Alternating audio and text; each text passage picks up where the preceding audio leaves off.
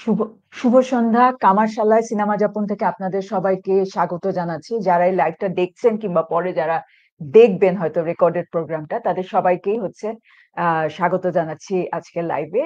তো আমাদের অন্যদিন সিনেমাটা কিছুদিনের মধ্যেই আসবে। তো আপনারা হচ্ছে আমাদের সেটা দেখার জন্য আমাদের কামারশালায় সিনেমা যাপনে চোখ রাখবেন। এই আশা রাখছি। আর এইটার মধ্যে দিয়েই হচ্ছে আমরা এখন হচ্ছে লাইভে ঢুকে যাচ্ছি।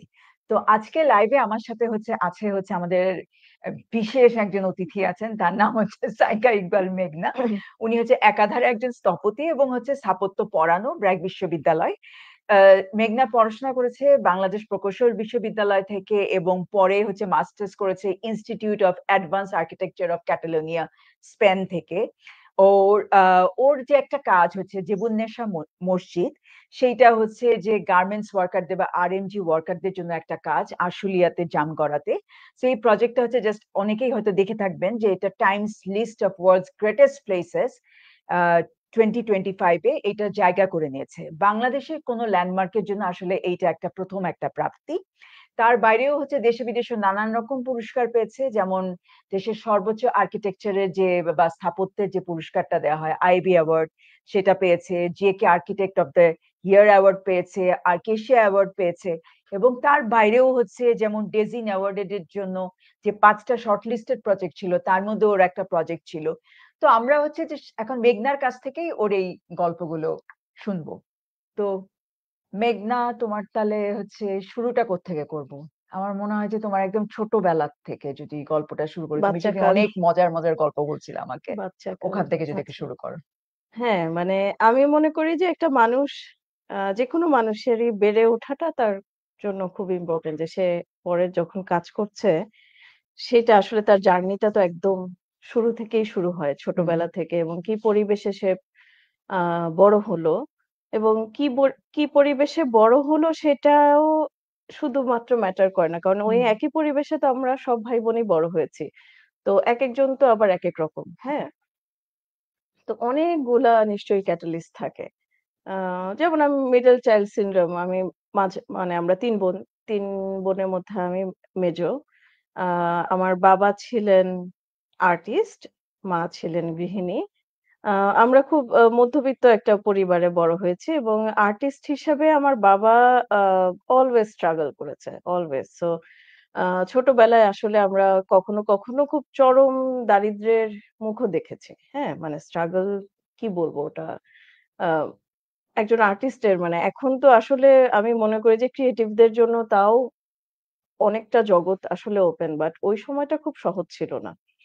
তো আ তখন আসলে অনেক রকম স্ট্রাগল আমরা করেছি। যেমন ধরেন স্কুলে বেতনের জন্য বেতন মওকুফ করার জন্য চিঠি লেখা। এগুলা ছোটবেলা থেকে ছিল। বাট ওই যে আমি আমার লাইফের ওই সময়টাকে অনেকটা ম্যাজিক রিয়ালিজম এর মতো আমার কাছে হুম, মনে হয়। হুম। তুমি তো আ একবার বলছিলে যে আঙ্কেল মনে হয় যে উনি বামপন্থী রাজনীতির সাথেও হ্যাঁ, যুক্ত ছিলেন। আমার বাবা আ উনারা কলকাতায় ছিলেন। উনারা 67, 68 এরকম সময় আস্তে মুভ করে ঢাকায় চলে আসেন। তো উনারা একদম মানে যখন কিশোর বয়স তখন থেকে আমার বাবা আর চাচা আমার বাবা আর্টিস্ট ছিলেন, চাচা শিশু সাহিত্যিক। তো উনারা কিশোর বয়সেই হচ্ছে জ্যোতি বসুর সাথে কমিউনিস্ট পার্টি মানে উনারা খুব কানেক্টেড ছিলেন।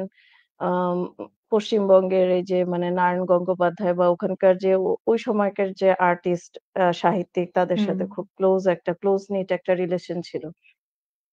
আ এবং বাবা আর চাচাকে উনারা আমার খুব প্রভাব ফেলেছে। হুম, তো উনাদেরকেও যে কমিউনিস্ট চিন্তাধারা, সোশ্যালিস্ট চিন্তাধারা, হ্যাঁ? সবকিছুকে একটু অন্যভাবে দেখা। যেমন ছোটবেলায় আমি ভাবতাম যে ওই সাদা পায়জামা আর পাঞ্জাবি এটাই মনে হয় নরমাল ড্রেস, হ্যাঁ?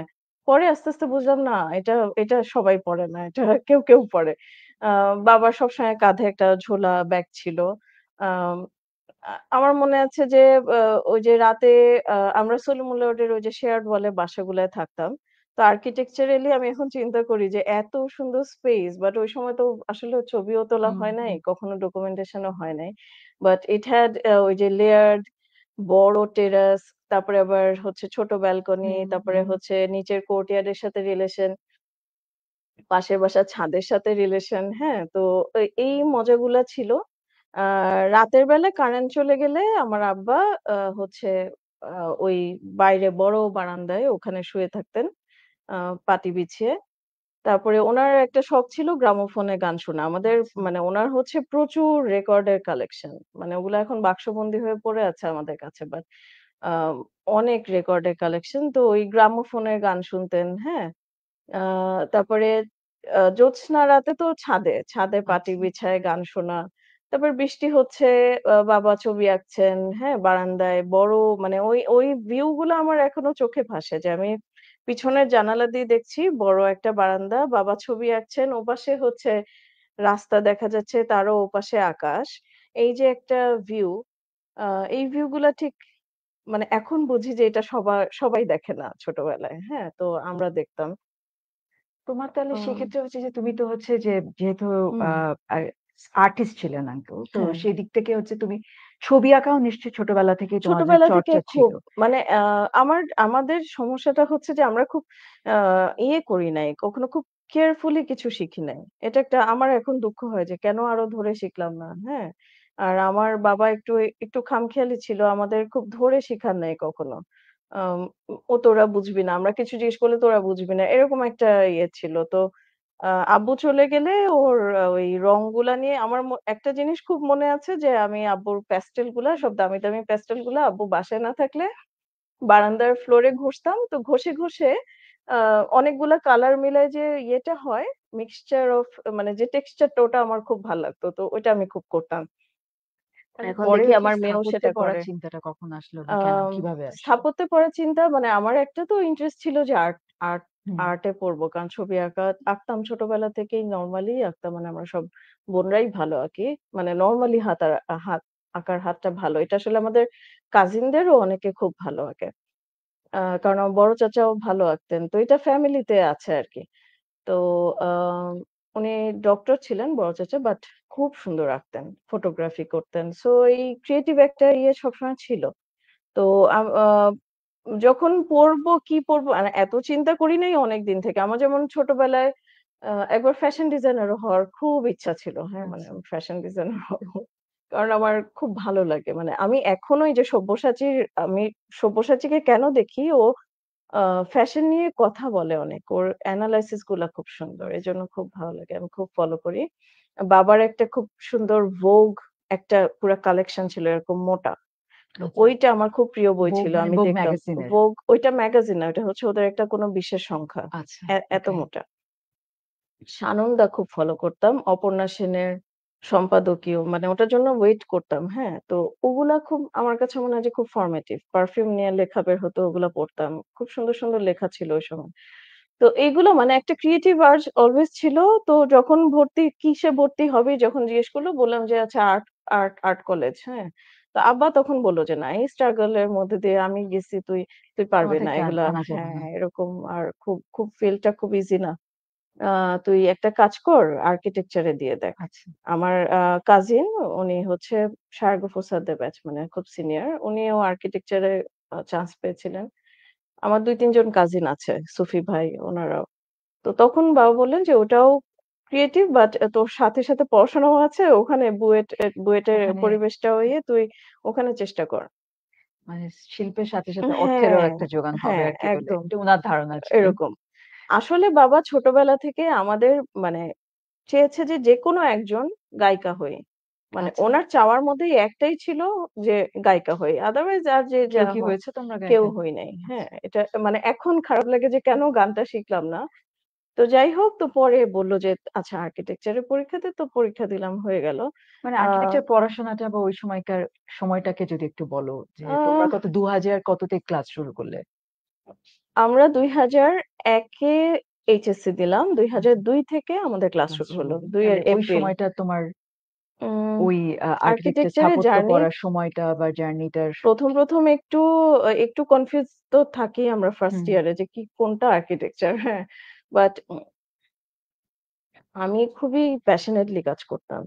মানে একদম এটা আমার ছোটবেলা থেকে একটা কিছু আঁকতে গেলে ঠিকমতো হচ্ছে না তো কান্নাকাটি মানে হুম। আমি এরকম হয়েছে যে আমি চিৎকার করে কাঁদতেছি আমার ছবি আঁকাটা ভালো হচ্ছে না। হ্যাঁ? আর আমার ছোট বোন সেও এখন আর্কিটেক্ট। ও বেচারি মানে আমার কান্নাকাটি দেখে ও বারান্দায় গিয়েও কাঁদতো। হ্যাঁ? যে তো আমার এটা একটু ছিল। তো আম ছোটবেলায় ফার্স্ট ইয়ারে একটু হ্যাঁ, আমার ওই যে আর্টিস্টিক হয়ে যেত অনেক সময় একটু নকশা-টকশা আ হতো ওরকম। বাট এরকমও হয়েছে কিছু, কিছু কম্পোজিশন এ একদম ধাম করে ১০০ পেয়ে গেলাম। হ্যাঁ? ৯৯ পেয়ে হুম, গেলাম। হুম। আর ওই সময় যারা টিচার ছিল আমাদের they were amazing, amazing আমি বলব যে আমি খুবই লাকি যে আমি ৫ বছরে বেশ কিছু ভালো বুয়েটে জীবন যারা টিচার পেয়েছি ওই সময় আমি শিখেছি সবার কাছ থেকে। হ্যাঁ, মানে আমরা আসলে অনেক কিছু নিয়েই মজা করি যে বাট আসলে আমি এখন ভাবি, আমি নিজে এখন টিচার তো। আমি এখন ভাবি যে আমি উম অনেক, অনেক লাকি ছিলাম তো যে তুমি আমরা খুব ভালো বের হওয়ার কিছু পরে আ মানে তোমার এই প্রফেশনাল কাজটা কিভাবে শুরু হলো? এরপরে কি তোমার প্রফেশনাল কাজ প্রফেশন না আমরা তো একটু মানে সেই আম 3rd ইয়ার 3rd ইয়ারে একটা তো বোঝা যায় যে কে হুম, ডিজাইনটাতে খুব আ ইয়ে মানে ভালো করছে। তো ওটা ছিল। হুম। হ্যাঁ? যেমন আমার মনে আছে আমার টিচাররা আর যাই করুক মানে উনারা ছোটবেলা থেকে জানে যে মেয়ে সিরিয়াসলি ডিজাইন করে। হ্যাঁ? ভালো খারাপ সেটা পরের ব্যাপার। কিন্তু সে সিরিয়াসলি ডিজাইন সিরিয়াসলি করে। করে। আর হ্যাঁ। আমার কাজগুলো একটু মানে আ জিওমেট্রিক্যালি একটা কমপ্লেক্সিটি তখন ওই সময় জাহা হাদিদ, গেরি আসলে ওটা এমন না যে ওদেরকে দেখে ফলো করেছি। বাট বাট হ্যাঁ, অজান্তেই এগুলো ওদিকে দেখলে একটা চলে হ্যাঁ, গেছে। একটা ইনফ্লুয়েন্স তারপরে তো হ্যাঁ, থাকেই তখন অবশ্যই। আ আমার মনে আছে যে ১ম আমি একটা রেসিডেন্স করলাম সেটা হচ্ছে 202 তে। আর আমাদের 202 টা তখন যদি একটু বলো মানে 202 হচ্ছে যে মানে 2nd ইয়ার, আর্কিটেকচার 2nd 2nd ইয়ার, সেমেস্টার আর্কিটেকচার আরকি। 2nd ইয়ার। হ্যাঁ, 2nd ইয়ার 2nd সেমেস্টার। তো ও সময় আমাদের তো এত ইন্টারনেট তখন তো ছিলই না। আমরা ওই যে লাইব্রেরিতে গিয়ে মাঝে, মাঝে দেখতাম। তো ওই সময় আমি একটা আ মানে পেপার দিয়ে একটা মডেল-টডেল বানায় ফার্স্ট একটা কনসেপচুয়াল মডেল ক্লাসে নিয়ে গেলাম। তো ক্লাসে গিয়ে আমার হঠাৎ মনে হলো এইটা তো দেখতে কোনোভাবেই একটা বাসাবাড়ি কিছুই মনে হচ্ছে না, এটা দেখানো যাবে না। হ্যাঁ? এটা আমি কোনায় রেখে দিয়েছি। তো ওই সময় আতিক স্যার ঘুরতে হঠাৎ করে এটা চোখে মানে উনি ক্লাসে খুব বকাবকি করছিল, কারোটা হচ্ছে না। তো উনি হঠাৎ করে আমারটা ধরে বলল যে, "এটা কার?" হ্যাঁ? যে এই মানে ওই যে আর্কিটেকচার যে একটা প্রোগ্রামের বাইরে গিয়ে আর্কিটেকচারটাকে আরো বিশদভাবে চিন্তা করা স্পেস এবং ফর্ম এর মাধ্যমে সেকেন্ড হুম। ইয়ারে, ওটা নাকি এখানে এসেছে ওভাবে আমি তখন বুঝলাম। ওটা পরে দেখেছি যে গেরি এভাবে মানে তখন স্যাররা রেফারেন্স দিল, "আচ্ছা তুমি গেরির কাজ দেখো তখন তুমি বুঝবা।" তো এই যে মানে ইনফ্লুয়েন্স টার যে আসলে জিনিসটা সহজাতভাবে এসেছে। হুম, তারপরে I studied এটা আমার কাছে খুব ইম্পোর্টেন্ট মনে হয় যে হুম। ভিতরে যেটা মানে আছে ১ম এ অনুকরণ না করে হ্যাঁ, আসলে তুমি ১ম এ নিজেরটা ১ম এ হ্যাঁ, ট্রাই আমি করেছো এবং ১ম এ তারপর কি ট্রাই ডেফিনিটলি এটাকে করলাম, হুম, আমি কি বুঝি, আমার কাছে কি মনে হচ্ছে একটা স্পেসকে, সেইটা করার সাথে তখন আমি দেখব। কারণ আমার কাছে যেন হঠাৎ একটা কিছু মানে হুম, এখন অনেক সময় আমি দেখি যে খুব সিম্পল কিছু করে মানুষ খুব হ্যাঁ, কিন্তু আসলে হ্যাঁ, আমার এটাও জানা উচিত যে আসলে এর আগে এই ধরনের কাজ কে করে গেছে। হ্যাঁ? সেটাই তো এটা আমি অবশ্যই। করতাম যে আমি সবসময় দেখতাম যে আর তারপর কোথায় তো কি ধরো কাজ হচ্ছে। আর্কিটেকচার পড়া শেষ হলো। শেষ হওয়ার হ্যাঁ, পরে কি তুমি প্রফেশনালি কাজ শুরু করলে হ্যাঁ, নাকি হ্যাঁ। মানে আমরা কি একদম ২০০৮ এ পাস করার পরপরই আম আমি আমার এখনকার আ যে পার্টনার মানে লাইফ পার্টনার শুভ্র, তারেক। আমরা ৩ জন একসাথে ফার্ম দিলাম স্থানিক। তারপরে আমাদের সাথে সেতু নামে আরেকজন ব্যাচমেট কানেক্ট হলো। আমরা একদম 2008 থেকেই বাট ওই তোমাদের সময় ১ম আমরা একদম কাজটা কি ছিল? আমাদের না একটু ওই শুরু থেকে একটু আইডিয়া বেসড প্রজেক্ট এর প্রতি ইন্টারেস্ট ছিল। তো আমরা একদম শুরুর দিকে আ আমরা পাস করার পরপর একটা বড় কম্পিটিশন হলো। সেটা হচ্ছে লিবারেশন ওয়ার মিউজিয়াম। ওইটা হুম, কিন্তু হুম। বাংলাদেশে হ্যাঁ, মানে অবশ্যই অনেক ওই সময় একটা আর্কিটেক্ট বেশ একটা হ্যাঁ, সবাই সবাই সিরিয়াসলি ওটাতে সিরিয়াসলি করেছিল। হ্যাঁ, তো ওখানে আমরা 3rd হয়ে গেলাম হঠাৎ। আচ্ছা। তারপর হোলসিমের একটা কম্পিটিশন হলো। ওটাতে আমরা আইডিয়া প্রজেক্ট ক্যাটেগরিতে ফার্স্ট হলাম। তো মানে তখন আমরা একটা পেয়ে গেলাম যে একটা মানে উৎসাহ পেয়ে গেলাম যে হ্যাঁ, না কাজগুলো হচ্ছে তাহলে। আইডিয়া বেস কাজ হ্যাঁ, করব। তো আইডিয়া বেস কাজ করতে গেলে তো বুঝোই মানে হ্যাঁ, ফিল্ম লাইনেও একই অবস্থা যে হ্যাঁ, আসলে আমরা কখনো খুব কমার্শিয়ালি ওরিয়েন্টেড হয়ে কাজ করা ওইটা কেন জানি হয়ে গ্রো ওঠেনি। করে নাই। এখনো এটা গ্রো হয়ে করছে না। ওঠেনি। এটা একটা হ্যাঁ। প্রবলেম হুম। আসলে হ্যাঁ, তুমি একটা একটা জিনিস বলছিলে যে হ্যাঁ, তুমি তোমার কাজের ক্ষেত্রে বেশি মিল খুঁজে পাও হচ্ছে ফিল্ম বানানোর সাথে। হ্যাঁ, যে একদম। মানে এখন আরো কেন? মনে হয় সেটা যে বলো। স্পেশালি কেন? যখন একটু আসলে আর্কিটেকচার তো একা করা যায় না। মানে হুম, আমরা হ্যাঁ, একজনের নাম দেখছি যে লিড আর্কিটেক্ট তার নাম সব জায়গায় যাচ্ছে। বাট এটা তো কখনোই একজন একা বসে তো আর্কিটেকচার করতে পারে না। সো এটা কিন্তু বিশাল একটা টিম ওয়ার্ক। হুম। আ আ জেবুন্নেসা মস্কেই যদি ধরি মানে আমাদের ক্লায়েন্ট থেকে শুরু জীবন্যাসা করে মস্কে আমি মনে হয় যাওয়ার আগে আমরা হ্যাঁ, যদি জীবন্যাসা মস্কের একটা ছোট্ট একটা ক্লিপ দেখব। তারপর হুম, হচ্ছে আমরা মানে দর্শকরা যারা একটু দেখতে পারবেন, রিলেট জীবন্যাসা করতে মস্কে পারবে। জানতে পারবেন। তারপর আমরা জীবন্যাসা মস্কে চলে যাব। সাইফ একটু যদি জীবন্যাসা মস্কটা চালানো যায়।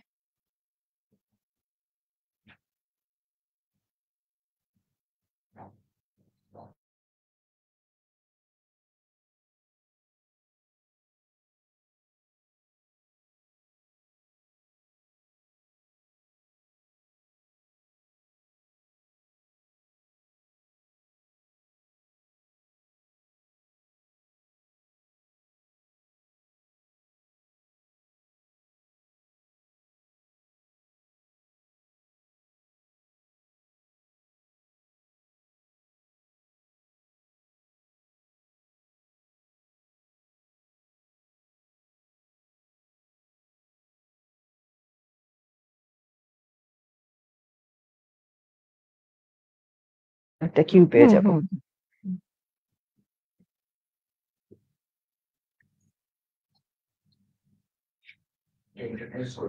হুম। এই জেবুন্নেসা মসজিদটা নিয়ে আসলে এখন অনেক হুম, আলোচনার মধ্যে এটা চলে এসছে। বেসিক্যালি কারণ হচ্ছে যে Times list of world's greatest places 2025 এ এটা জায়গা করে নিয়েছে। কিন্তু আসলে তার আগেও কিন্তু আমি যেটা দেখেছি হুম, যেমন ডিজিন অ্যাওয়ার্ডের জন্য এটা শর্ট লিস্টেড ছিল এবং আর্ক ডেইলির টপ 5 রিলিজিয়াস প্লেসেস এর মধ্যেও হচ্ছে এটা হুম, লিস্টেড ছিল। সো এই জেবুন্নেসা মসজিদটা বানানোর পেছনে তোমার যে ভাবনাগুলো, এটা কাদের জন্য বানানো হয়েছে হুম। এবং তোমার মূল ভাবনাগুলো কিভাবে এগুলোকে আসলো সেগুলো সম্পর্কে একটু যদি আমাদের বলো। আচ্ছা এই আম প্রজেক্টটা আসলো যার থ্রুতে মানে যিনি ক্লায়েন্ট মেইনলি মানে এই আম গার্মেন্টস ইন্ডাস্ট্রির যিনি এমডি এমডি না সরি চেয়ারম্যান। তো ওনার সাথে আমরা অনেকদিন ধরে কাজ করি। ওনার রেসিডেন্সের ইন্টেরিয়র করেছি আমরা। তারপরে ওনার একটা ওয়াশিং হাব করেছে আমার পার্টনার। সো ওই ওয়াশিং হাব হচ্ছে বিশাল ওখানে একটা ইন্ডাস্ট্রিয়াল বিল্ডিং।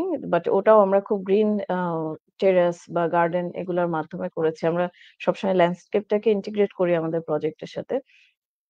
ওটা করতে, করতেই আ উনি বললেন যে আমি উনার একটা স্পেস ছিল। মানে এটা একদম কর্নারে যে হুম, বুনেসা হুম। মস্কের প্লটটা মানে এটা পুরা একটা গার্মেন্টস ইন্ডাস্ট্রির যে বাউন্ডারিটা আছে ওটার একটা আচ্ছা। কর্নারে একটা উনার একটা স্পেস লেফট ওভার স্পেস বলা চলে ওটা পড়েছিল।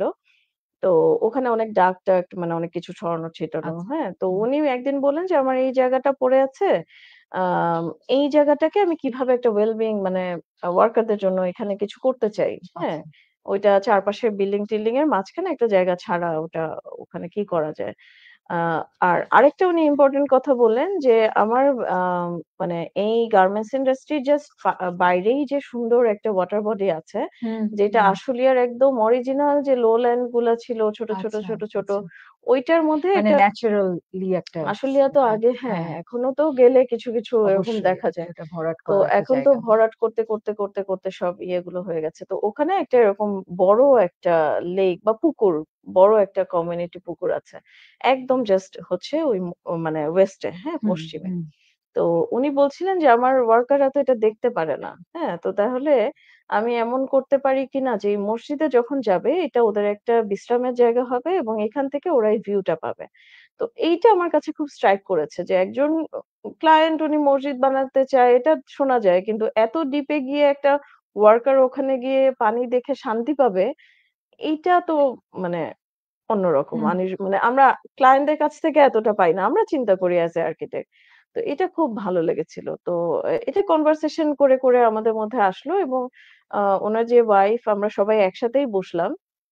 উনি একটা কথা খুব ইম্পোর্টেন্ট বললেন। মানে আ এটা আমার সাথেও খুব মানে আমি তো সবসময় ফিমেল ওরিয়েন্টেড স্পেস চিন্তা করি যে কোন আচ্ছা। পাবলিক স্পেস এ কিভাবে ফিমেল ইনক্লুশন করা যায়। তো ১ম মিটিং এ উনার ওয়াইফ বললেন যে, "এই মসজিদে মানে ইউজুয়ালি আমাদের কনটেক্সট এ তো মসজিদে মেয়েরা যায় মেয়েরা না।" পড়তে চায় হ্যাঁ? না। উনি কিছু বললেন যে ছাড়া। হ্যাঁ, যায় না। এখন এটা থেকে একটা ইয়ে হয়েছে যে ওদের জন্য ডিজাইনই থাকে না। এখন কেউ যদি হুম, পড়তেও যায়, হুম। দেখা যায় যে বেসমেন্টে একটা স্পেসে পাঠিয়ে দিল। হ্যাঁ? তো উনি বললেন যে এখানে যদি একজনও নামাজ পড়তে যায়, একটা মেয়েও তার জন্য যেন প্রপারলি স্পেসটা ডিজাইন করা থাকে। হ্যাঁ? এবং গার্মেন্টস এ এতগুলো মেয়ে কাজ করে। তো হয়তো সবাই নামাজ পড়তে যাবে না। বাট একজনও যদি যায় সে যাতে স্পেস পায়। হ্যাঁ?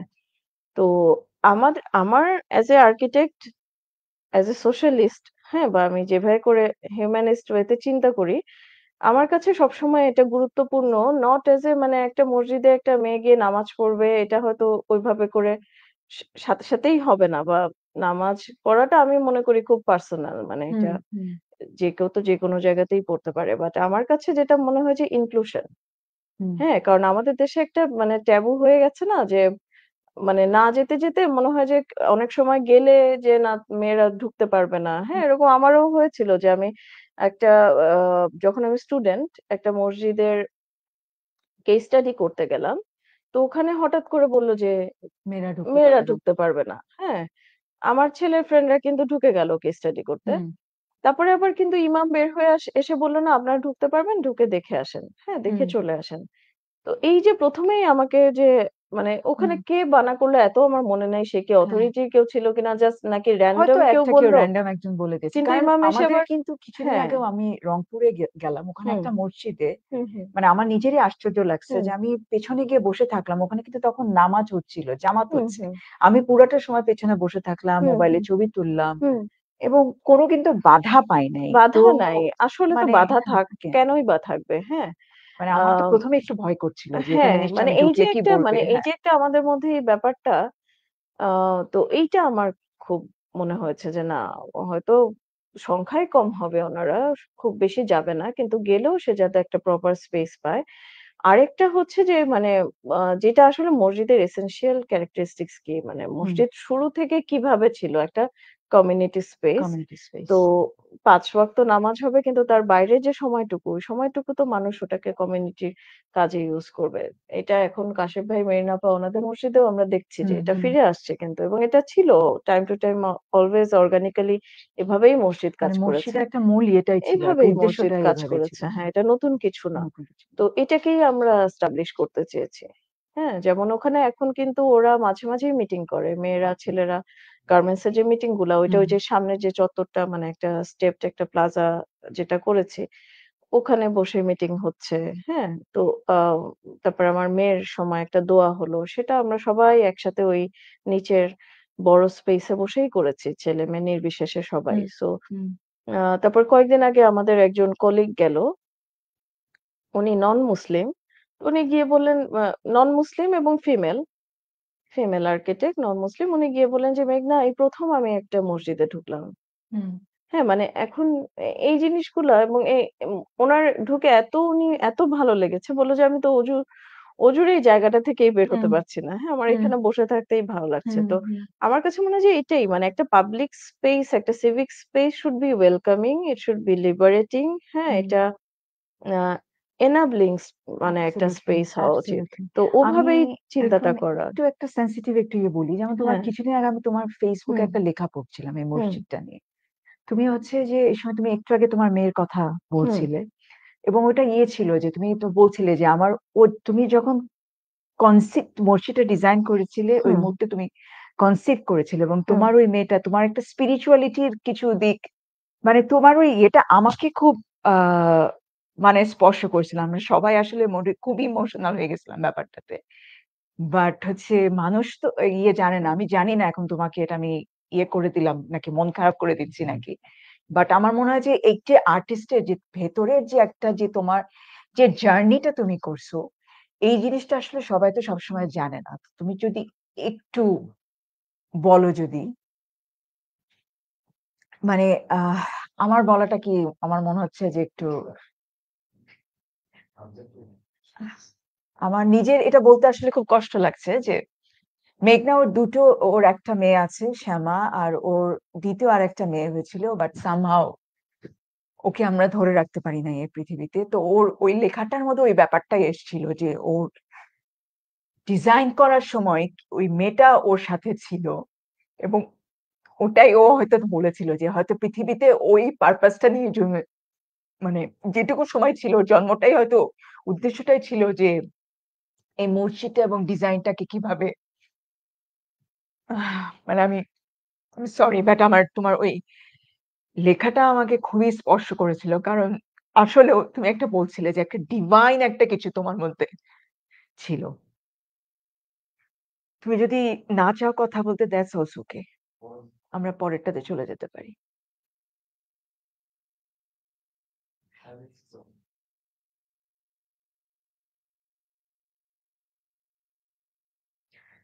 হুম।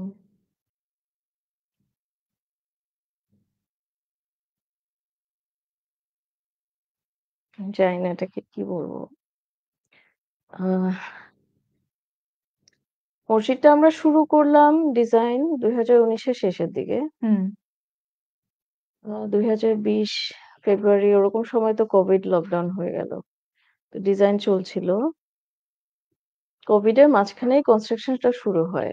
আমি আ কনসিভ করি আমার সেকেন্ড আ চাইল্ড। খুব এমনিই আসছিল আরকি খুব প্ল্যান করে আনা না। নিজেই আসলো। হুম, অ্যান্ড সামহাউ মানে যেটা হয় যে আসলে এটা তো খুবই আ লেট প্রেগন্যান্সি। আম আমার কিছু কমপ্লিকেশন ছিল বাট এগুলো হয় যেটা ওই যে ডায়াবেটিস তারপরে কিন্তু আমি ওই যে মুভ করা খুব ইজি ছিল। কেন জানি মানে সেকেন্ড প্রেগন্যান্সি তে হুম, I felt really মানে হুম, very energetic with her inside me. উম সবই করছিলাম, পড়াচ্ছিলাম, ক্লাস করছিলাম। ডক্টররাও বলেছেন যে যত বেশি যত অ্যাক্টিভ বেশি থাকবা অ্যাক্টিভ তত থাকা ভালো। যায়। হুম, আম কেন জানি আমার ২ টা প্রেগন্যান্সিতেই মানে আমার বড় মেয়ের সময়ও আমি দেখেছি যে আমার ম্যাটারনিটি লিভ টিভ ওই সময় না আমার কেন জানি ব্রেইন বেশি কাজ করত। আচ্ছা। হ্যাঁ? অনেক দুই মুভি ২ টা ব্রেন একসাথে কাজ করতে হ্যাঁ, হয়। somehow আমি জানি না। মানে আমি খুব সুন্দর ওই সময় ডিজাইন যেগুলা করেছি ভালো হয়েছে, হ্যাঁ? আ তো ছোট মেয়েটার সময় হ্যাঁ, ওই সময় যে মানে জেবনেসা মস্কে আমার একটা ইয়ে হচ্ছে যে যেকোনো প্রজেক্টে আমি খুব সাইট ভিজিট করি। মানে আমার কোনো কারণ ছাড়াই আমি যাই। হ্যাঁ, আমার খালি মনে হয় যে গিয়ে দেখি গিয়ে যে কি হ্যাঁ, হচ্ছে। আর এটা আমরা খুব কারণ ছাড়া হ্যান্ডস না অন মনে হয় এটা আসলে যথেষ্ট কারণ হ্যাঁ, আছে তারপর এটার অনেক পিছনে। সময় একটু বকাও খাই যে, কেন যাচ্ছ? আজকে তো তোমার কোনো কাজ নাই।" বাট আমার হঠাৎ করে মনে হয় যে, না আমার যেতে হবে এরকম। বা সময় পেলাম আচ্ছা যোগাযোগটা বাড়ে হ্যাঁ, সাইটের আর সাথে। হচ্ছে যে ওই টাইমও তো ওভাবে মানে আমার ফ্রাইডে, স্যাটারডে ছাড়া তো ওভাবে করে আমি সাইটে যেকোনো সময় যেতে পারি না। যেহেতু ফুল টাইম র‍্যাকে পড়াচ্ছি। তো যেতাম সবসময় সাইটে যেতাম। তো ওকে পেটে নিয়ে আমি গেছি, বহুবার গেছি আ ওখানে। উম তো আ যাই হোক ও তো খুব সুন্দর জন্ম নিল একদম ফুল, ফুল না মানে 38 উইকস যেটা নরমালি সিজারিয়ান এ হয়। আম এত সুন্দর বাচ্চা she was the most beautiful girl হ্যাঁ, আমি মানে ও যখন ঘরে ঢুকতো আমার মনে হতো যে একটা চাঁদ। এত সুন্দর, এত ব্রাইট, সো বিউটিফুল। তো ৪ দিন ছিল আমাদের সাথে এবং ও মানে আমরা এটা কল্পনাও করি নাই। কারণ she was মানে ভেরি হেলথি আ কোনো কমপ্লিকেসি আসলে আমরা টের পাইনি। জাস্ট যেদিন ও গেল হঠাৎ করে বলল যে বিলিরুবিন হাই এই সেই কি বলতে সব হঠাৎ এলোমেলো হয়ে গেল আরকি। পজ নাও তো পজ নাও। আমরা মনে হয় তোমার আরেকটা প্রজেক্ট নিয়ে আরেকটু ইয়ে করি। পজ নাও আসতে আমরা মনে হয় এই মুহূর্তে দর্শকদেরকে হয়তো হুম, আ তোমার সমাজবিজ্ঞানের কাজটা একটু দেখাই তাহলে? হুম। তাহলে একটু সমাজবিজ্ঞান অনুষদের কাজটাকে যদি একটু দেখাই তারপর আমরা ওই প্রসঙ্গে ফেরত আসবো।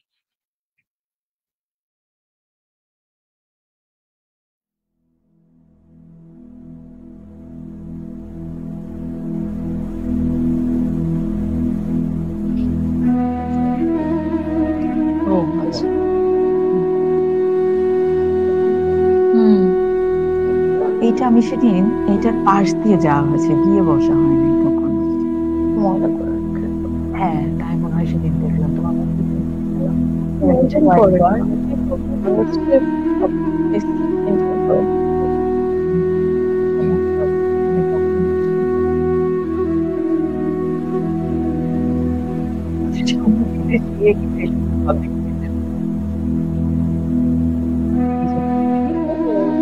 মেইনটেইন হচ্ছে তো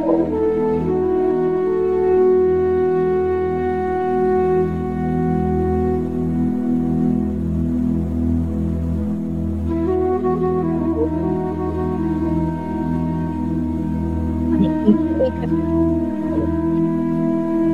তুমি পাবলিক আগে বলেছো ল্যান্ডস্কেপ তোমার একটা হুম, কাজ পাবলিক স্পেস এর প্রতিও তোমার একটা আম তৈরির পেছনের একটা মানে একটা মানে আকাঙ্খার জায়গা থাকে যে পাবলিক স্পেস তৈরি করা হুম, এবং আরেকটা ইন্টারেস্টিং আমি তোমার লেখাতে পেয়েছি বা হুম, তোমার কথার মধ্যে যেটা হচ্ছে যে তুমি চাও যে উইমেন ইনক্লুসিভ স্পেস তৈরি হয় যেখানে একটু আগে তুমি মসজিদের ক্ষেত্রেও বললে যে মেয়েরা যেন বেশি করে ওই স্পেস গুলোতে আসে সেভাবে তুমি ডিজাইনটা করতে চাও। হুম। তোমার সমাজ বিজ্ঞান অনুষদের এই কাজটা সম্পর্কে যদি একটু দর্শকদেরকে বলো। আম এই যে সমাজবিজ্ঞান অনুষদের কাজটা আসলে আমাদের ১ম মানে ওই স্কেলের প্রজেক্ট, হ্যাঁ? একদম সিটি স্কেলে একটা যে ছাপ ফেলার মতো প্রজেক্ট। ইন্টারেস্টিংলি আমি যখন 5th ইয়ারে পড়তাম, 5th ইয়ারে 1st সেমেস্টারে আমার প্রজেক্ট পড়েছিল সমাজবিজ্ঞান আ ফ্যাকাল্টি ডিজাইন করা, চত্বরটা ডিজাইন করা আর হচ্ছে মসজিদটা ডিজাইন হুম। করা। যদিও পরে এটা পাওয়ার সাথে ওই ইয়ের কোনো কানেকশন নাই। কিন্তু এটা আমার কাছে মনে হয় যে এরকম ডিভাইন হয় নাকি যে সামথিং ডিভাইন কানেকশন হ্যাঁ কানেকশন ডিভাইন হ্যাঁ, যে আমি কানেকশন 5th ইয়ারে এটা স্টুডেন্ট প্রজেক্ট করলাম। এটা সামহাউ কিভাবে আমি আবার পেয়ে গেলাম, হ্যাঁ? যদিও শুধু চত্বরটা করেছি, ফ্যাকাল্টি বা মসজিদ করার সুযোগ হয় নাই। আম আমি মনে করি যে এই যে ইন্টিগ্রেশন উইথ ল্যান্ডস্কেপ এটা আমার খুব ওই যে ছোটবেলার কথা বলছিলাম না যে ছোটবেলায় হুম কিভাবে বড় হয়েছি। আমার ছোটবেলায় অনেক বেশি ইয়েতে যাওয়া হতো। সংসদ ভবনের এমপি প্লাজা হোস্টেলের ভেতর। হ্যাঁ না আচ্ছা প্লাজায় না। প্লাজায় তো খুব যেতাম। প্লাজা তো ওপেন ছিল। এমপি হোস্টেলের ভিতরে আমি হুম। অনেক যেতাম। কারণ আমার ফুপা ওখানে মানে ছিলেন আরকি। মানে ওই হোস্টেলে থাকতেন ফুপা কর্মসূত্রে। ফুপু থাকতেন। তো আমরা একদম রেগুলার ওই লাল ইটের হ্যাঁ, মানে ওটা তো ইউজুয়ালি সবাই যায় না। আমরা তো রেসিডেন্স গুলো যেখানে রেসিডেন্স থাকে। এর ভিতর।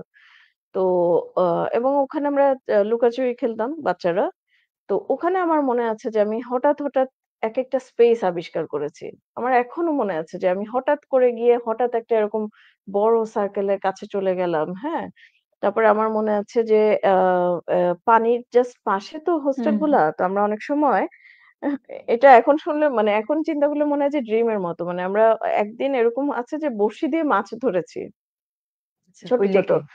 ওই হ্যাঁ, সার্কেল গুলা যে আমরা হ্যাঁ, দেখি হ্যাঁ, ওগুলা কিন্তু হ্যাঁ, কিচেনের একদম পরে সি বডির, হ্যাঁ, হ্যাঁ, হ্যাঁ, মানে ওয়াটার বডির ওপেন সাথেই ছিল। কিচেন টাইপ ওই মানে লুই আইকানের ডিজাইন করা যে ইউনিট গুলা, ওপেন কিচেন টাইপ তারপরে একটা বারান্দা, তারপরে হচ্ছে ওই যে ব্রিকের সার্কেল, সার্কেল, তারপরে তো ওয়াটার বডি। Water body. তো ওখান থেকে আমরা এরকম ছোট কি মাছ উঠলো। ফুপু আবার ওই আ কিচেনে দাঁড়িয়ে ওগুলা ভাজলো। খেলাম কিনা আমার এটা মনে নাই। তো এইটা খুব মানে ওই মাছটাই ভাজল কিনা এটাও আমার মনে নেই। কিন্তু ফুপু বলছিল যে, "তোদের মাছ ভাজি" এরকম। বাট এনিওয়ে আমরা খুব স্বতঃস্ফূর্তভাবে এই ধরনের স্পেস গুলা দেখেছি। মানে হুম, খুব লুই কানের প্রজেক্টে অনেক যাওয়া হতো। তখন তো ছোট মানে তখন তো আর্কিটেকচার পড়িও না। একদমই স্কুলে পড়তাম। আ এইটা একটা। আরেকটা হচ্ছে যে আম মাঝারুল ইসলামের চারুকলা। এইটাতে ছোটবেলা থেকে বাবা যেহেতু আর্টিস্ট ছিলেন, আমরা নিয়ে যেকোনো যাওয়া হয়। ইয়েতেই ওখানে যেতাম। তো আমার মনে আছে যে তখন তো আর আর্কিটেকচার এত বুঝতাম না। আমি দৌড় দিয়ে আগে ১ম এ পিছনের যে ওই যে সার্কুলার যে হ্যাঁ, ডিপ্রেশনটা আছে, ডিপ্রেশনটা, হ্যাঁ। ওখানে আমি যেতাম। ওটা আমাকে টানতো, খুব টানতো। তো আমি যখন সমাজবিজ্ঞান চত্বরে ওই যে একটা সার্কুলার এটা ডিজাইন করলাম, পরে আমার কেন জানি মনে হয় আচ্ছা এগুলা কি সাবকন্সিয়াস এ ওই যে লুই আইকানের পানির পাশে লাল ব্রিক হুম, আর ওটা কি আসলে সাবকন্সিয়াস এ আছে কিনা? হুম, হ্যাঁ, হুম, মাজহারুল ইসলামের যে ওই স্পেসটাকে ঘিরে আর মানে হুম, ল্যান্ডস্কেপ এর সাথে কিভাবে হুম, প্রজেক্ট হুম, আসতে পারে বা আর্কিটেকচার কিভাবে একেবারে ইন্টিগ্রেটেড হয়ে ল্যান্ডস্কেপ এর সাথে হুম, আসতে পারে, সেইটা আমার কাছে মনে হয় যে এগুলা হয়তো একটা কাজ করেছে আরকি। হুম। এ একটু জাস্ট এখানে হ্যাঁ, মাঝখানে একটু এড করি তোমাকে। তুমি সেদিন বলছিলে যেমন তুমি তো স্পেনে ধরো যেটা পড়াশোনা করেছো, হুম, মাস্টার্স করেছো ডিজিটাল হুম, টেকটনিক এ। মানে হুম, এটা তো এখনো আমাদের দেশে সেইভাবে হয়তো হুম, ব্যবহার করা হয় না বা হুম, ইউজ হয় না। হুম, তো তুমি যদি একটু ১ম এ জাস্ট একটু সংক্ষেপে বলো যে ডিজিটাল টেকটনিক বিষয়টা কি? হুম, আর হুম। তুমি বলছিলা যে এই নলেজটাকে তুমি কিভাবে এখানে এই পার্টিকুলার প্রজেক্টটাতে কাজে লাগিয়েছো? ওটা হচ্ছে ২০১০-১১ ওরকম হুম। সময়। এখন তো আমাদের ইয়াং জেনারেশন অনেক এখন কিছু অনেক এআই কিছুই, বা হ্যাঁ, এআই ব্যবহার সবকিছুতে করছে। আসলে চলে আসছে। ওই টাইমে আমি যেটা বললাম যে বুয়েট লাইফে আমার একটা ওই যে কমপ্লেক্স ফরমেশন এগুলা ইত্যাদি নিয়ে ইন্টারেস্ট ছিল। আর আমার ফাইনাল প্রজেক্টটা ছিল সিভিক প্রজেক্ট। হ্যাঁ? ওসমানী উদ্যানে করা। সো পাবলিক রিয়েলম তারপরে কমপ্লেক্স ফরমেশন এই ধরনের জিনিসগুলো সবই ইন্টিগ্রেটেড ছিল। তো স্পেনে আমি গেলাম মাস্টার্স করতে। এটা হচ্ছে যে আমি যাকে মেন্টর আমাদের রিয়াদ স্যার উনি আমার মেন্টর।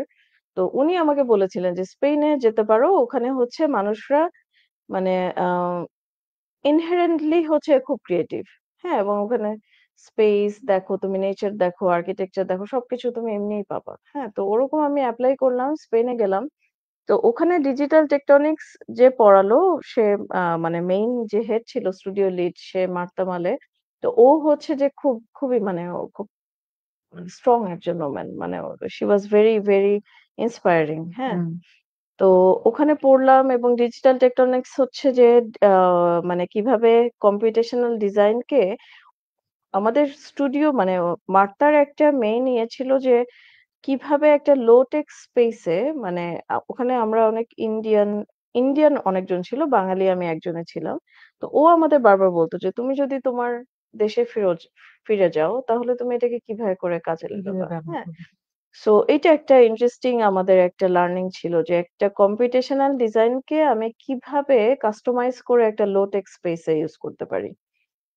তো ওখানে আমরা ব্রোকেন ব্রিক নিয়ে কাজ করেছি। আমার ফাইনাল প্রজেক্টটা ছিল ওখানে। তো ওখান থেকে যখন আসলাম সেটা আবার আমি এখানে এসে শুভ্রর গ্রামে মানে আমার যে পার্টনার চিটাগাং এ আমরা একটা ছোট দীক্ষা ঘর করলাম। হ্যাঁ? এটা হচ্ছে রামকৃষ্ণ মিশনের। তো তখন আমরা বললাম যে আচ্ছা এই যে আমরা শিখে আসলাম যে ডিজিটাল টেকটনিক্স কে কিভাবে কাস্টমাইজ করা যায়, ওই জিনিসটা এখানে কিভাবে করে কাজে লাগানো যায়। তো ওখানে আমরা ওই যে ব্রিকের মধ্যে লজিক দিয়ে তো ওইটা ছিল একেবারেই ওই যে কম্পিউটেশনাল ডিজাইনটাকে কাস্টমাইজ করে আচ্ছা, কনটেক্সচুয়াল করার আচ্ছা। একটা আইডিয়া। সো সেটা হুম, আমরা করেছি। তো এইভাবে মানে সব প্রজেক্টে যে জোর করে করতেই হবে এমন না। তা না। আমার কাছে সবসময় মনে হয় যে প্রজেক্টের অ্যাপ্রোচ গুলা ফ্রি ফ্লোয়িং থাকা উচিত। হ্যাঁ, এটা যেখানে যেটা প্রয়োজন। যেখানে যেটা যে ক্লায়েন্ট, কনটেক্সট, হ্যাঁ, সাইট, প্রজেক্টের হ্যাঁ। নিজস্ব চাহিদা সবকিছু মিলিয়ে আসলে আসবে। হুম, আর এই তো মানে আমার আসলে পড়াশোনাটা অনেক মানে আমি মনে করি ডাইভার্সিফাইড। কারণ হুম, বুয়েটে একরকম ভাবে শিখেছি। স্পেনে একদমই আরেক রকম ভাবে শিখলাম। প্রসেস হুম। ভেরি ইম্পোর্টেন্ট ছিল স্পেনের যে পড়াশোনাটা ওখানে। এরপর আমি গ্লেন মার্কাট মাস্টার ক্লাসে গেলাম। সেটা তো খুবই মানে গ্লেন মার্কাট মাস্টার ক্লাস আমি সবার মানে আর্কিটেক্টরা বেশিরভাগ বলতে শুনছেন পারে, হ্যাঁ। বাট উনারা জানেন নিশ্চয়ই। তো গ্লেন মার্কার তো প্রিজকার উইনার একজন আর্কিটেক্ট। তো উনার হচ্ছে যে ওই ওখানে আমরা ল্যান্ডস্কেপ এর সাথে কিভাবে একটা প্রজেক্টকে আসলে ইন্টিগ্রেট করতে হ্যাঁ, হয়। ইন্টিগ্রেট করতে হয়। মানে প্রজেক্টটা আসলে উঠেই আসে ল্যান্ডস্কেপ থেকে। তো ওখানে আমি যখন ছিলাম ও ওইখানে যাওয়ার জাস্ট আগে আমি এই সোশ্যাল সায়েন্সটা আমরা হচ্ছে কমিশনড হই। তো আমি কিন্তু ওই মানে শোলহেভেন রিভারের যে ভ্যালি ওখানে বসে ঢাকায় এখানে কি হবে এটা চিন্তা করছি। তো তখন আমার ওখানের একজন মেন্টর আ উনি বললেন যে, "তুমি" আমি ওর সাথে শেয়ার করছিলাম আমার আইডিয়া যে কি করছি। তো আমি বলছিলাম যে, "দেখো এখানে তোমাদের ল্যান্ডস্কেপ এত সুন্দর। হুম, তো এখানে তো ল্যান্ডস্কেপ থেকেই আমরা ডিজাইন করছি। বাট আমি ঢাকায় এই সাইটটা পেয়েছি। মানে সাইটটা ইটসেলফ ইস ভেরি পটেনশিয়াল কিন্তু এখানে কিছু নাই। মানে সব এত ময়লা-টয়লা করে রাখছে। হুম, কোনো মানে ওরকম ল্যান্ডস্কেপ ওরিয়েন্টেড খুব হুম। ইন্টারেস্টিং কোনো ফিচার নাই। তো তখন ও একটা কথা বলল যে, "দেন ইউ ক্রিয়েট ইট।" ওকে। এই যে ওর এই কথাটা আমাকে খুব স্ট্রাইক করেছে। তো তখন আমরা ওই যে ডিগ অ্যান্ড মাউন্ট, হ্যাঁ? যে আমরা একটা পানি তৈরি করা, পানির পাশে ভিটা তৈরি করা, হ্যাঁ? ডিগ্যান মাউন্ট মানে হচ্ছে যে মাটিটা নিলে ওটাকে দিয়েই আবার হচ্ছে হ্যাঁ, এটা আমাদের গ্রাম বাংলার যে একদম হুম, মানে আ কি বলবো? মানে ভার্নাকুলার যে সিস্টেম অফ মেকিং ইয়ে না বেঙ্গল হাটস যে এই মাটিটা ইয়ে করলাম, করে ভিটা বানালাম। তার উপরে ঘরটা বানালাম। আর ওই লো ল্যান্ডটা হয়ে গেল হচ্ছে পুকুর পুকুর বা অথবা হচ্ছে হোয়াটএভার হ্যাঁ। চাষের জায়গা। তো এইটা কিন্তু লুই কানো বলেছেন যে ডিগ অ্যান্ড মাউন্ট যে কনসেপ্টটা, হ্যাঁ? যে উনার প্রজেক্টে কিভাবে আসলো। তো সেই ডিগ অ্যান্ড মাউন্ট আবার আমার ওই সোশ্যাল সায়েন্স এ চলে আসলো। হ্যাঁ? এটা বাস গ্লেন মার্কাটে আমরা অন্য অন্য টার্মে হুম, দেখেছি যে সাইটের মাটিটা সাইটেই ডিপোজিট করা। হ্যাঁ? হুম, তো হুম। এই যে কোথাও যদি ডিগ করলাম সেটাই আবার কোথাও মাউন্ট করলাম। তো তাহলে ওই সাইটের ওই জিনিসটা কোথাও বাইরে কোথাও গেল না। কিন্তু সাইটটা আবার রিফর্মড হলো। তো এই জিনিসগুলো সবই কিন্তু দেখো মানে ইন্টিগ্রেটেড হয়ে যাচ্ছে। হ্যাঁ? তো এইটা সোশ্যাল সায়েন্স এ আমার আসলো। কিন্তু এর মধ্যে তো তোমরা বেশ কিছু রেসিডেন্স এর কাজও করেছো। একটা খুব রেসিডেন্স সুন্দর এর কাজ শেষের করেছি। কবিতা বলে শেষের তোমাদের একটা কবিতা একদম রেসিডেন্স আছে। রিসেন্ট। মানে শেষের কবিতা আসলে একদম আ যখন জেবনেসা মস শেষ হলো ওরকম টাইমেই শেষের কবিতা ওরকম সময়ে আচ্ছা। শেষ হলো। শেষের কবিতা কোথায় এটা এটা লোকেশন? ফরিদপুরে, ফরিদপুরে। ফরিদপুরে। এটা এইটারও তো আমাদের এক একটা ছোট্ট একটা বন্ধুর ভিডিও আছে আমাদেরকে যদি মা একটু আমরা দেখে নিই আগে হ্যাঁ, তারপর আমরা এটা নিয়ে ঠিক আছে। শুরু করি। বা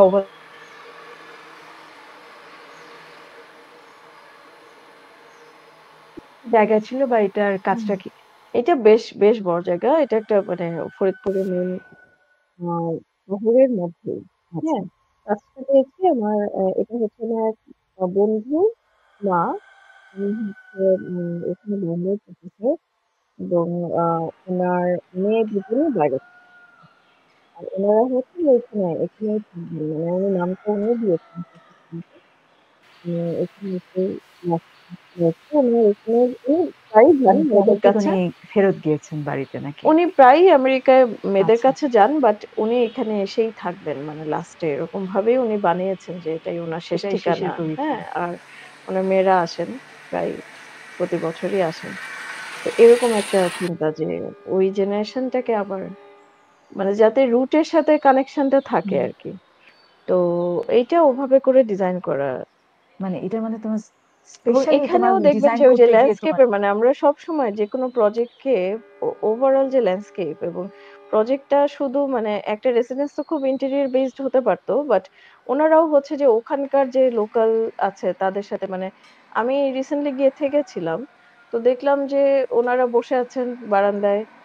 নরমাল একজন মানুষ হাঁটতে, হাঁটতে গেটটা খোলাই থাকে উনাদের। গেট খুলে ঢুকে যাচ্ছে। ঢুকে গিয়ে উনার সাথে একটু কথাবার্তা বলে, "আচ্ছা বাসাটা একটু দেখে আসি।" ঘুরে টুরে আবার চলে গেল। তো এই যে মানে সেই পুরানো যে মফস্বলের যে আইডিয়া যে হুম, এই যে কানেক্টিভিটি যেকোনো সময় যেকোনো হুম, কেউ আসছে হুম। এবং অলওয়েজ ওয়েলকামিং একটু চা খেলো, আমাদের নাস্তা শহরের খেলো। মতো না যে এইটা না পাশের বাড়ির আমি কেউ দেখলাম যে করছে। এভাবেই কাজ করছে। হ্যাঁ, হ্যাঁ? মানে আমরা তো আর্কিটেক্টরা স্পেস ডিজাইন করি বাট পরবর্তীতে এটা কিভাবে ইউজ করে হবে এতটা তো আমরা বুঝতে পারি না।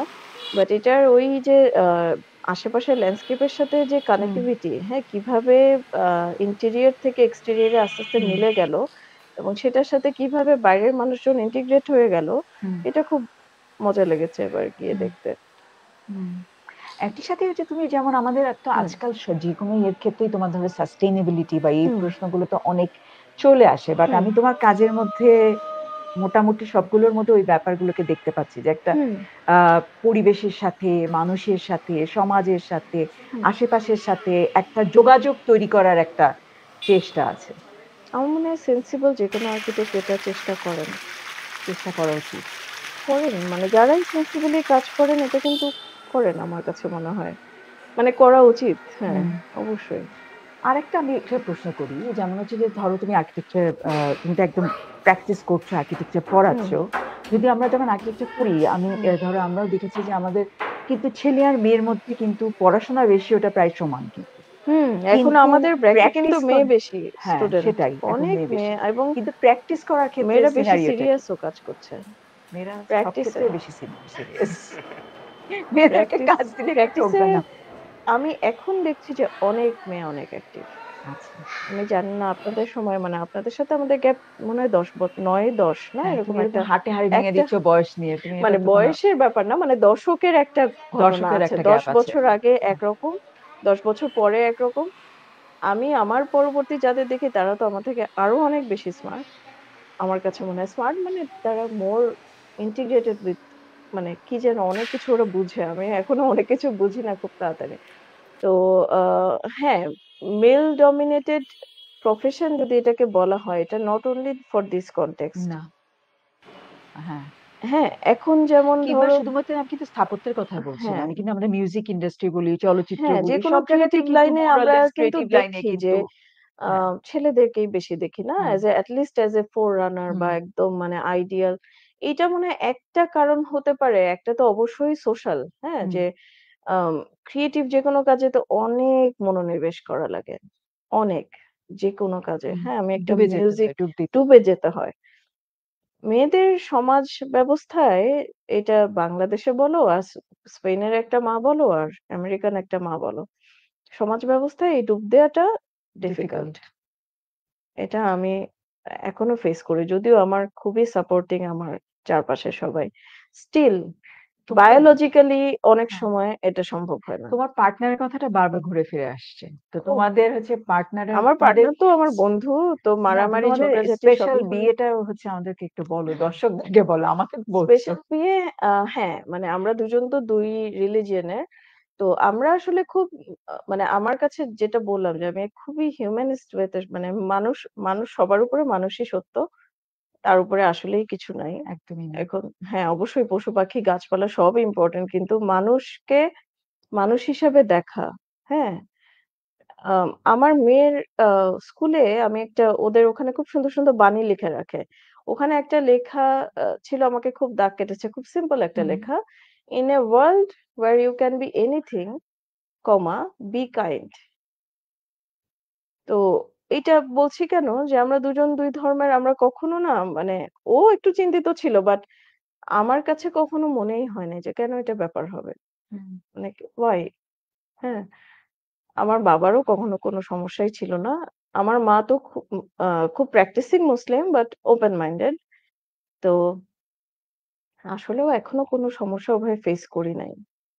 সো আমরা হুম। নিজেদের ধর্ম রেখেই বিয়ে করেছি। এটা স্পেশাল ম্যারেজ অ্যাক্ট এ বিয়ে করেছি ২০১২ তে।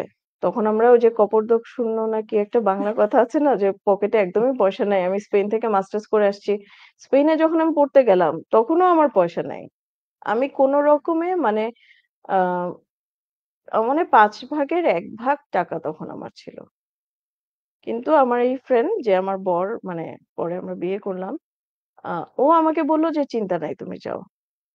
হ্যাঁ, এবং তখন আমি ওখানে অ্যা মানে ওইটা স্টুডিও বেস পড়াশোনা অনেক আমার আ মানে সারাদিনই আমাদের স্টুডিওতে থাকতে হতো। বাট আমি চেষ্টা করতাম যে এখানে যে আমাদের ছোটখাটো যে প্রফেশনাল কাজগুলা হচ্ছে ওগুলাতে যতটুকু হুম, কন্ট্রিবিউট করা যায়। তো ও এখানে কিন্তু যতটুক ওই যে আমাদের তো স্থানিক তখনও চলছে। তো ওখান থেকে কিছু যখন আর্নিং হতো ওটা সে পাঠাতো। বাহ!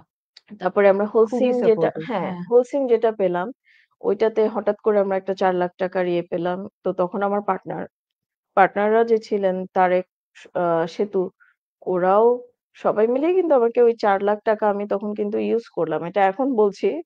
বাট আসলে মানে এই যে আমরা অনেক সময় কিন্তু এই যে প্রপারলি ধন্যবাদ দেয়া, এটা কিন্তু আমরা হ্যাঁ, করি না। হ্যাঁ?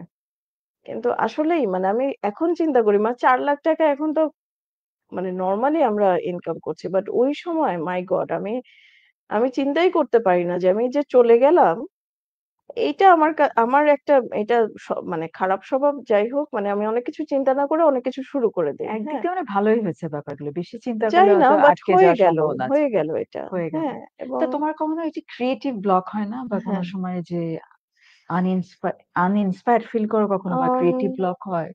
বা হলে তখন কিভাবে ক্রিয়েটিভ নিজেকে ব্লক রিইনভেন্ট করার ব্যাপারটাকে তুমি কিভাবে ইয়ে রিইনভেন্ট করো? হ্যাঁ, মানে ক্রিয়েটিভ ব্লক আমার খুব হয়েছে এটা খুব বেশি মনে করতে পারছি না। আমার না তো অনেক কিছু মাথায় আছে। আমি বরং সবাইকে এখন বলি যে আমি অনেক কিছু বানাতে চাই। অনেক আইডিয়া আছে। আমাকে প্লিজ কাজ দাও। হ্যাঁ, এখন আচ্ছা। আমাকে আমি যাকে দেখি বলি আমি হচ্ছে যে আমাদের যারা যদি কেউ শুনছেন তারা শুনে নেন যে মেঘনা কিন্তু বলছে যে অনেক কাজ দেয়। আমি কাজ চাই। হ্যাঁ। হ্যাঁ, অনেক কাজ না, মিনিংফুল কাজ। হ্যাঁ, যে এই যে অবশ্যই। মানে সেই সোশ্যাল সায়েন্স একটা করলাম, এরপর আর্টস ফ্যাকাল্টি করলাম।